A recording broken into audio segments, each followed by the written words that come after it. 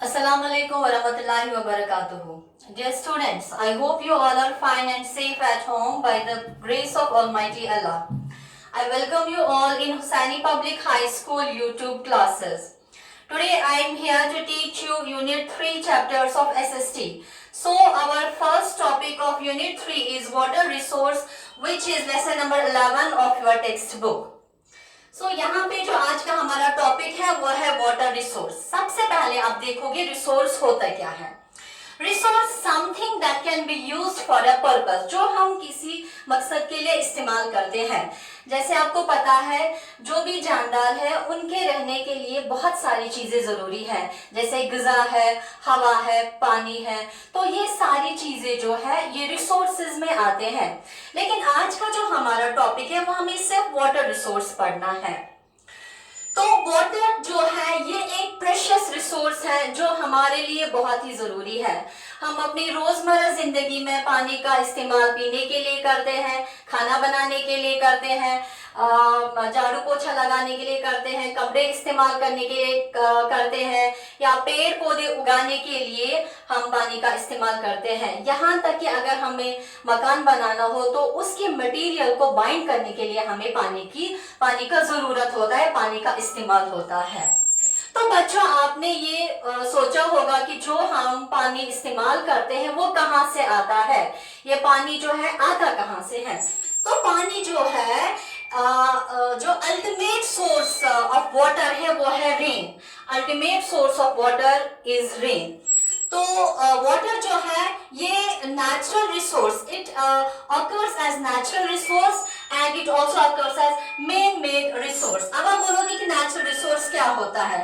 Natural resources are the resources that we get from nature. तो natural resources में rain आता है, ground water आता है, seas and oceans, rivers, lakes and ponds. जैसे आपको मैंने पहले ही कहा कि रेन जो है वो अल्टीमेट सोर्स ऑफ वाटर, जो बारिश का पानी होता है जब नदी नालों पे सूरज की गर्मी पड़ती है वो वाटर वेपर में चेंज होता है, फिर उनको क्लाउड्स बनते हैं। जब क्लाउड्स आसमान में हेवी हो जाते हैं वो फॉल करते हैं in the form of rain. तो ये साइकिल रिपीट होता है। तो इसी तरह से ये जो रेन है ये अल्टीमेट सोर्स ऑफ वाटर है। और उसके बाद ये जो रेन है कुछ इलाकों में बहुत ज्यादा बारिश होती है, कहीं इलाकों में बहुत ही कम बारिश होती है। और हिंदुस्तान में जो फार्मर है वो होली एंड सोली डिपेंडेंट है रेन पे फॉर द एग्रीकल्चरल पर्पसेस। उसके बाद है सेकेंड नेचुरल रिसोर्स, वह है ग्राउंड वाटर। ये जो पानी है, ये जो बारिश का पानी है, जब बारिश बरसती है कुछ पानी जमीन के अंदर जज़ब हो जाता है जिसको हम ग्राउंड वाटर कहते हैं। ग्राउंड वाटर को हम इस्तेमाल करते हैं अपने घरों में, बहुत सारी मशीन्स और टूल्स के जरिए हम अपने घरों में उसकी फिटिंग करवाते हैं। उसके बाद हम ग्राउंड वाटर को इस्तेमाल करते हैं। और number third is seas and oceans. और ये जो बारिश है ये बहुत सारी वाटर बॉडीज में फॉल होता है, लाइक सीज और ओशन जो है large water bodies on earth, उसको हम सीज और ओशंस कहते हैं। लेकिन सीज और ओशंस का जो पानी होता है ये साल्टी होता है, ये ह्यूमन कंजप्शन के लिए फिट नहीं होता है क्योंकि उसमें बहुत सारे मिनरल्स होते हैं जो उसको साल्टी बनाते हैं और कंजप्शन के लिए फिट नहीं होता है। इसी तरह से है रिवर्स। रिवर्स भी स्मॉल वाटर बॉडीज होती हैं as compared to seas and oceans.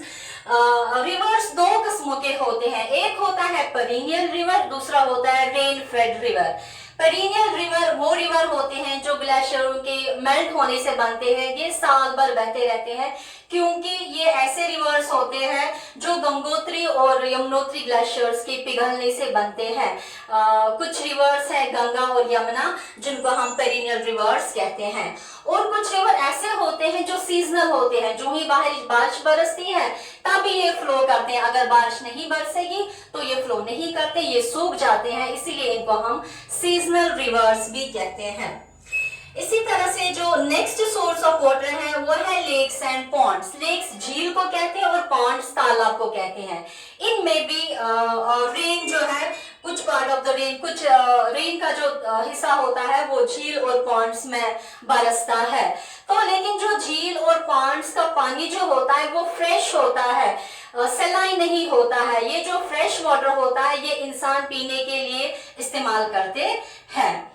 तो ये था लेक्स एंड पॉन्ड्स, जो ये सारे हमने नेचुरल रिसोर्सेज पढ़े, rain, ground water, seas and oceans, rivers, lakes and ponds. उसके बाद वाटर जो है it is also obtained by man made resources. Man made resources are those resources that are made by human, जो इंसान बनाते हैं। जो पानी होता है, जैसे मैंने पहले ही कहा बच्चों की, जो अल्टीमेट सोर्स ऑफ वाटर है वो रेन है। तो कुछ इलाके ऐसे होते हैं, कुछ एरियाज ऐसे होते हैं, कुछ रीजन्स ऐसे होते हैं जहाँ पे रिवर्स नहीं होते हैं, जहाँ का जो सरफेस होता है वो रॉकी होता है। तो ऐसे एरियाज में जो अंडरग्राउंड पानी होता है उनको हम वेल्स, ट्यूबवेल्स और हैंड पंप्स के जरिए ह्यूमन कंजप्शन के लिए या बहुत सारी पर्पजेस के लिए इस्तेमाल करते हैं। हैंड पंप नाम से ही पता चलता है, जहां से हम पानी हैंड पंप से हाथ के जरिए ड्रॉ करते हैं और अपने इस्तेमाल के लिए इस्तेमाल करते हैं। इसी तरह से है tanks, canals and dams. Tanks भी मैन मेड वाटर रिसोर्सेज है। कुछ ऐसे एरियाज होते हैं जहाँ पे रिवर्स नहीं होते हैं, तो वहां पे क्या होता है, जो रेन वाटर होता है, रेन वाटर को टैंक्स में जमा करते हैं और उसके बाद हम अपने कंजप्शन के लिए इसको इस्तेमाल करते हैं। बहुत सारी पर्पसेस के लिए हम इस्तेमाल करते हैं। तो कैनल्स भी इसी तरह से कुछ ये एक चैनल जैसी होती है जो जमीन के ऊपर ऊपर से डिग होती है।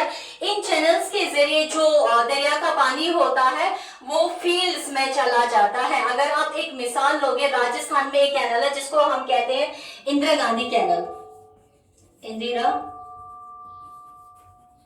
गांधी कैनल। इस कैनल के जरिए राजस्थान में पंजाब के रिवर से पानी इरिगेशन फैसिलिटीज और बाकी पर्पसेस के लिए इस्तेमाल किया जाता है। तो नंबर जो लास्ट है, लास्ट रिसोर्स ऑफ वाटर वो है, लास्ट सोर्स ऑफ वाटर वो है डैम्स। डैम्स हम दरिया के बीच में हाई वॉल्स बनाए जाते हैं जिससे जो दरिया का पानी होता है वो एक जगह जमा होता है। उसके लिए फिर रिजर्वियर्स बनाए जाते हैं। उन रिजर्व्स में जो पानी जमा होता है वो मल्टीपर्पज के लिए हम इस्तेमाल करते हैं। सबसे पहले इरिगेशन फैसिलिटीज के लिए हम इन डैम्स में जो पानी जमा होता है वो इस्तेमाल करते हैं। डैम्स का दूसरा जो यूज है वो है कि फ्लड्स कंट्रोल करने में डैम का एक बहुत बड़ा अहम हिस्सा रहा है और फिशिंग वगैरह भी इन डैम्स के जरिए की जाती है। और जो हाइड्रो इलेक्ट्रिसिटी, सबसे इसका जो मेन यूज है पावर प्रोजेक्ट्स, पावर और बिजली बनाने में पानी का इस्तेमाल किया जाता है जिसके जरिए डैम्स बनाए जाते हैं। तो बच्चों ये था वाटर रिसोर्सेज के बारे में थोड़ा सा इंट्रोडक्शन। आई होप आपको ये लेसन अच्छे से समझ आया होगा। स्टडी मटेरियल डाउनलोड करने के लिए आप स्कूल की वेबसाइट को ओपन करोगे और वहां से मटेरियल को डाउनलोड करोगे। Thank you.